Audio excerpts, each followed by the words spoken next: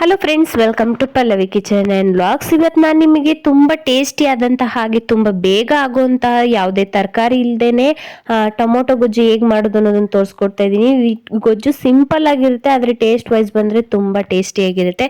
ಬನ್ನಿ ಹೇಗೆ ಮಾಡೋದು ಅಂತ ನೋಡ್ಬಿಡೋಣ. ಅದಕ್ಕೆ ಮುಂಚೆ ಯಾರೆಲ್ಲ ನಮ್ಮ ಚಾನಲ್ನ ಫಸ್ಟ್ ಟೈಮ್ ನೋಡ್ತಿದ್ದೀರೋ ಪ್ಲೀಸ್ ನಮ್ಮ ಚಾನಲ್ನ ಸಬ್ಸ್ಕ್ರೈಬ್ ಮಾಡ್ಕೊಳ್ಳಿ ಫ್ರೆಂಡ್ಸ್.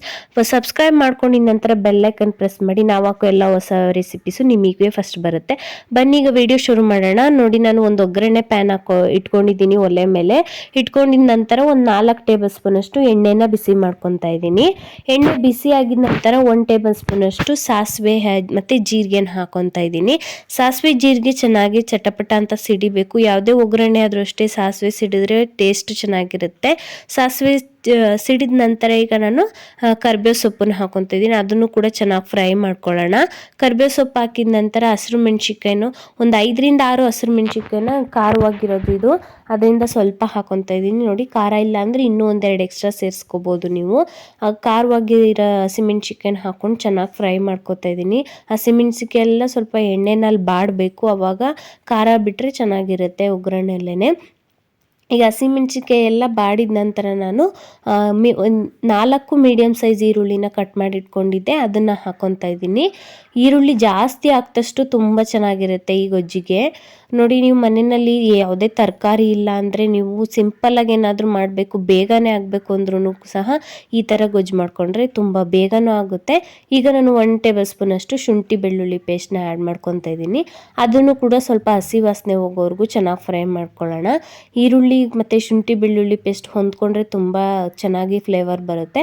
ಈಗ ಕೊನೆಯಲ್ಲಿ ಸ್ವಲ್ಪ ಅರಿಶಿನ ಪುಡಿ ಹಾಕೊತಾ ಇದ್ದೀನಿ. ಅರಿಶಿನ ಪುಡಿ ಹಾಕ್ಕೊಂಡು ಅದನ್ನು ಕೂಡ ಫ್ರೈ ಮಾಡ್ಕೊಳ್ಳೋಣ. ಅರಿಶಿನ ಪುಡಿ ನಿಮಗೆ ಆಪ್ಷನಲ್ಲು, ಬೇಕು ಅಂದರೂ ಹಾಕ್ಕೋಬೋದು, ಬೇಡ ಅಂದರೂ ಸ್ಕಿಪ್ ಮಾಡ್ಕೋಬೋದು.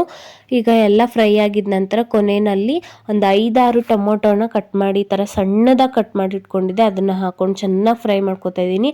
ಒಂದು 5 ನಿಮಿಷ ಫ್ರೈ ಆದರೆ ನೋಡಿ ಈ ರೀತಿ ಎಣ್ಣೆ ಎಲ್ಲ ಬಿಡುತ್ತೆ ಸುತ್ತ, ಆ ರೀತಿ ಫ್ರೈ ಮಾಡ್ಕೋಬೇಕು ನೀವು. ಎಣ್ಣೆ ಎಲ್ಲ ಬಿಟ್ಟ ನಂತರನೇ ನೀವು 1 ಟೇಬಲ್ ಸ್ಪೂನ್ ಅಷ್ಟು ಅಚ್ಚ ಖಾರದ ಪುಡಿ ಹಾಗೆ ರುಚಿಗೆ ತಕ್ಕಷ್ಟು ಉಪ್ಪನ್ನು ಸೇರಿಸ್ಕೊತಾ ಇದ್ದೀನಿ. ಉಪ್ಪನ್ನು ಸೇರಿಸ್ಕೊಂಡು ಎಲ್ಲ ಫ್ರೈ ಆಗಬೇಕು. ಫ್ರೈ ಆಗಿದ ನಂತರ ಕೊನೆಯಲ್ಲಿ ತೆಂಗಿನ ತುರಿ ಹಾಕ್ಕೊಂಡು ಅದನ್ನು ಒಂದು 5ರಿಂದ 10 ನಿಮಿಷ ಚೆನ್ನಾಗಿ ಫ್ರೈ ಮಾಡ್ಕೊತಾ ಇದ್ದೀನಿ. ಈ ಸಾಗು ತುಂಬಾ ಸಿಂಪಲ್ ಆಗಿದೆ, ಹಾಗೆ ಬೇಗನೂ ಕೂಡ ಮಾಡ್ಕೋಬೋದು, ತುಂಬ ಟೇಸ್ಟಿ ಕೂಡ ಇರುತ್ತೆ. ದೋಸೆ ಆಗಿರ್ಬೋದು, ಚಪಾತಿ, ಅನ್ನಕ್ಕೂ ಕೂಡ ತುಂಬ ಟೇಸ್ಟಿಯಾಗಿರುತ್ತೆ. ನಿಮ್ಮ ಖಾರ ಎಷ್ಟು ಬೇಕೋ ಅಷ್ಟು ನೋಡಿಕೊಂಡು ಖಾರನ ಹಾಕ್ಕೊಂಡ್ರೆ ತುಂಬ ಚೆನ್ನಾಗಿ ಬರುತ್ತೆ ಈ ಟೊಮೊಟೊ ಸಾಗು. ನೋಡಿ, ಈಗ ರೆಡಿಯಾಗಿದೆ, ಆಲ್ಮೋಸ್ಟ್ ಎಲ್ಲ ರೆಡಿಯಾಗಿದೆ. ಕೊನೆಯಲ್ಲಿ ಕೊತ್ತಂಬರಿ ಸೊಪ್ಪು ಹಾಕಿದ್ರೆ ತುಂಬ ಚೆನ್ನಾಗಿರುತ್ತೆ ಟೊಮೊಟೊ ಸಾಗು.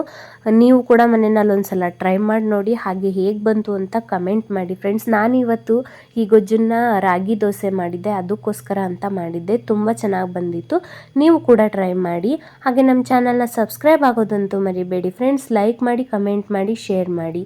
Thanks for watching.